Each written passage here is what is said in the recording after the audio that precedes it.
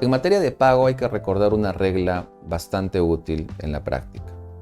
Me refiero a quiénes pueden realizar el pago.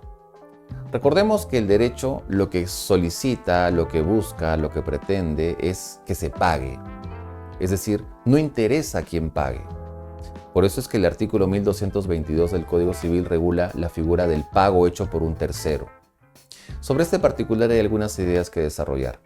La premisa general, como ya lo mencioné, es que al derecho le importa que se pague, es decir, que se ejecute la prestación en todos sus términos porque eso determina la extinción de la obligación. En ese sentido, no interesa quién pague. El típico caso será aquel en el que, por ejemplo, terceros pagan deudas de otras personas.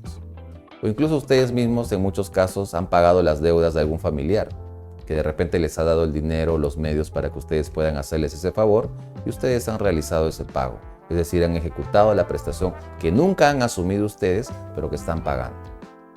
Entonces, si tenemos esta regla general, también vamos a encontrar excepciones. Y es que la norma señala que el pago puede ser efectuado por cualquier sujeto, por cualquier tercero, salvo que la naturaleza de la prestación o el acuerdo de las partes determine algo distinto. Por ejemplo, podríamos pensar en el caso en el que yo contrato a un pintor para que ese pintor pueda realizar un lienzo de toda mi familia. Y yo contrato a este pintor por las cualidades que tiene, por la fama que tiene, porque quiero que esta persona dé su firma y pinte este lienzo en donde se vea representada la imagen de toda mi familia. La pregunta en este caso es que si es que ese pintor podría, como deudor naturalmente, podría encargar pintar el lienzo a un tercero, alguno de sus ayudantes o asistentes. Evidentemente la respuesta va a ser negativa.